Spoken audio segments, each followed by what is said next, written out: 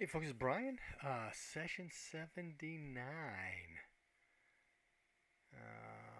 So we have some discussions on the moot and how we can get there, whether it is early spring enough for us to get there in time or not. Typically, the moot is held where the local lord is. It's a local moot. So we would need to get to the Fergbog moot to do this whole Mad Eye thing, right? And then there's this. Okay, how are we going to address this? There are relationships between the Jarls and the Baron. Everybody out here is granted their fiefdom from the Lords of Bloodstone. Um, would the Furbolg clan Jarl go so far as to say he doesn't recognize their authority? Kind of risky.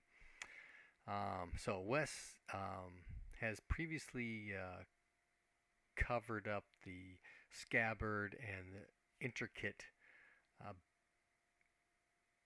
basket work on his sword and dagger to keep it from showing off. But it's time that he's taking his place, kind of deal. So he takes all that stuff off, and he pulls out his floppy hat again. And then we start making plans on how we can travel to the Jarl's castle. By boat, it's a day. By foot, it would be 2.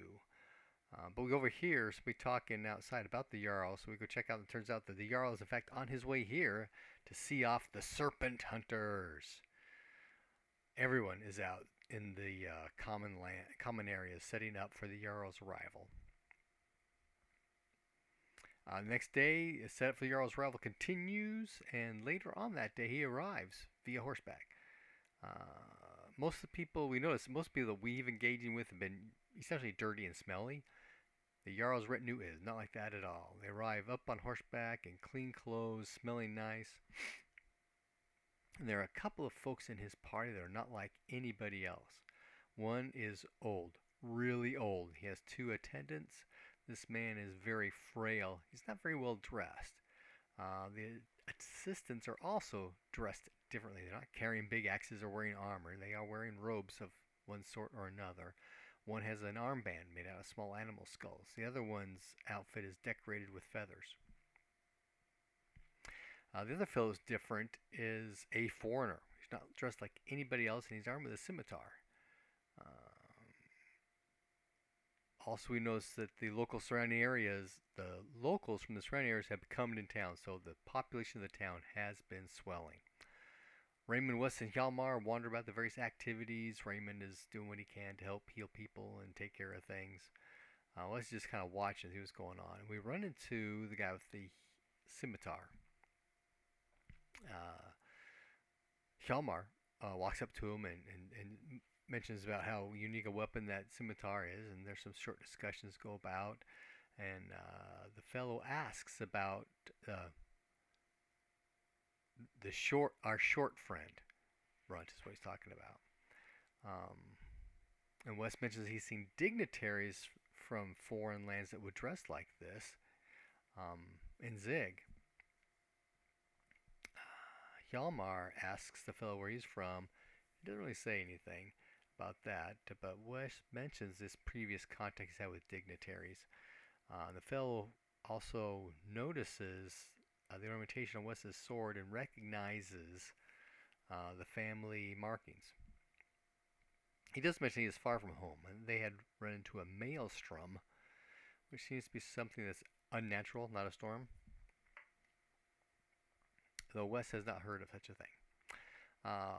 Runt, however, finds his new drinking friends. I don't think we'd actually mentioned that in the last session that he went drinking with some friends that he did rolled some really, really good rolls. But they take him to a large tent for a drinking contest. One of his new drinking buddies is the Jarl's cousin. They take him to the tent where the Jarl is for another drinking competition to include the Jarl. Runt does fail before the Jarl does, but he does represent himself well. He wakes up the next morning amongst the others in some kind of a lean-to.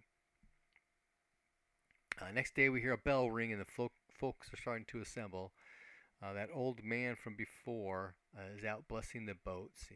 Wes can tell that there is magic going on.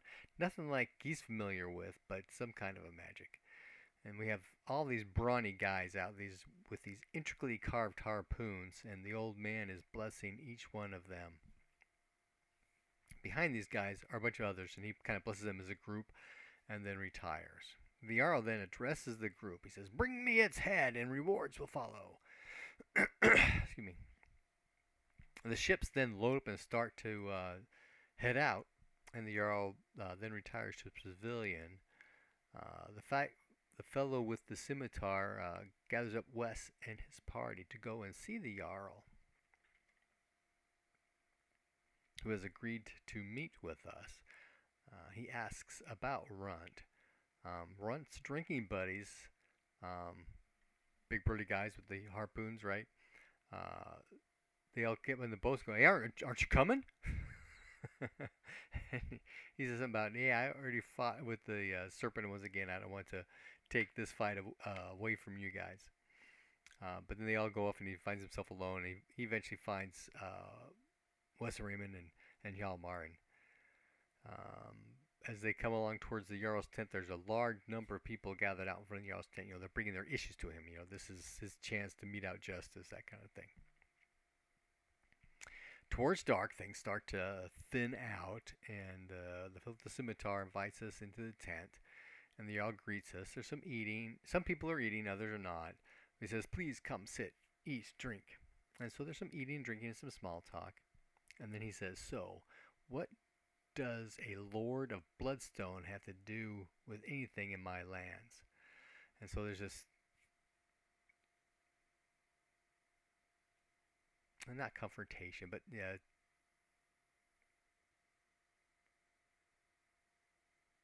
there's something in the air here, right? And Wes comes out asking, we've come to him for counsel for this area because we are not from here and we're not familiar with these sorts of things. In fact, he says, "Yes, it has been years, nay, decades of absence of the Lords of Bloodstone. What would you offer me for this advice?" And Wes says, "Well, what would you seek?" And then one of the acolytes comes out with a book. Yeah, it's a very old book, rather large.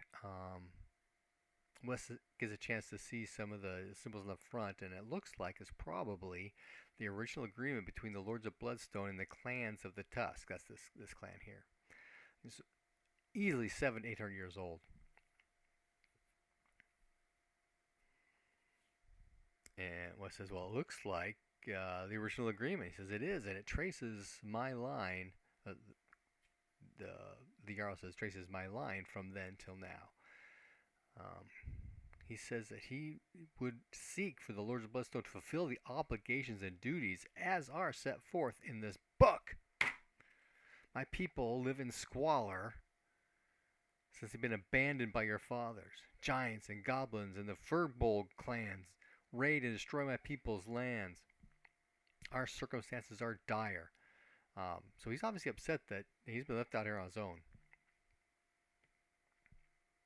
He says, "With respect to Mad Eye, he is a villain. However, he hasn't done any specific harm in recent times here." And he says he doesn't know what kind of aid he might offer us. We ask about the moot. Is it anytime soon, if not already?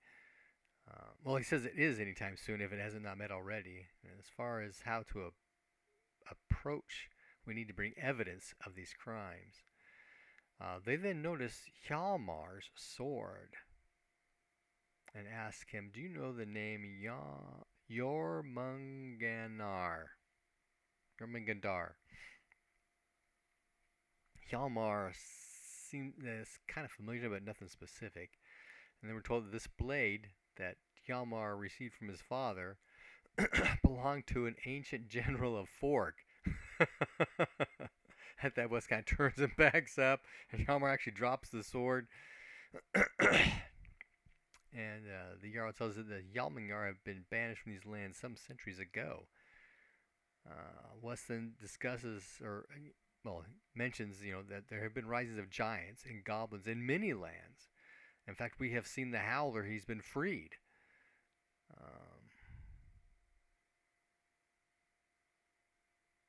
Because he was complaining about the giants and goblins destroying his lands. Well, it's happening everywhere, and maybe that he's kind of implying that's why the Lords of Bloodstone have not come out this far east.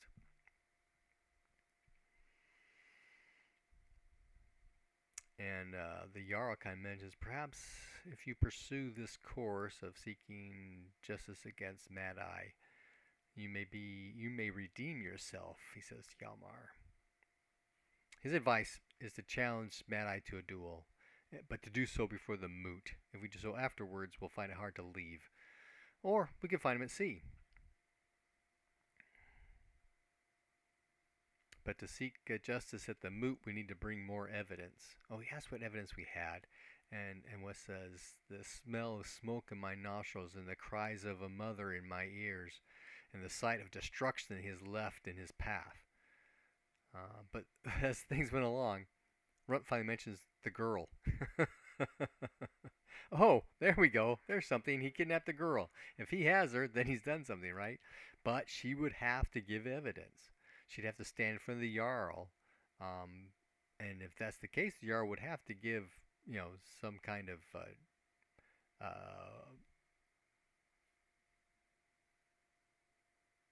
standing to the whole situation. So he's asked who was kidnapped. Well, just a farmer's daughter.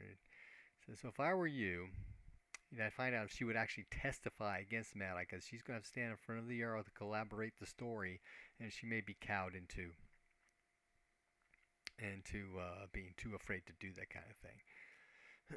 And even if such a claim is made in front of the Jarl, he may not smile kindly on us, because he's given license to Mad Eye to go Viking. If Mad Eye is in favor of the Jarl, it would look less favorably on us. If he's out of favor, then maybe there might be something. But he says to find him at sea and hope that the woman is aboard his ship as well. So we're talking about things, how likely is it that other clans would be out seeking the Great Serpent? That's a great feat to be sung for years. There's probably everybody out there. In fact, it's probably likely that Mad Eye himself would be out hunting the serpent. He goes, is this your desire? If this is your desire, I can be of assistance. Is that what you wish of me? I can see to it that you are equipped. Okay, so the next day, the Jarl departs, saying a small Nor will be made available for us. It's a 5-6-man coastal transport with oars and sails. No sign of it on that day. But the next morning, the Nor's at the docks, and we gather at noon. That's where we ended this session. Happy gaming.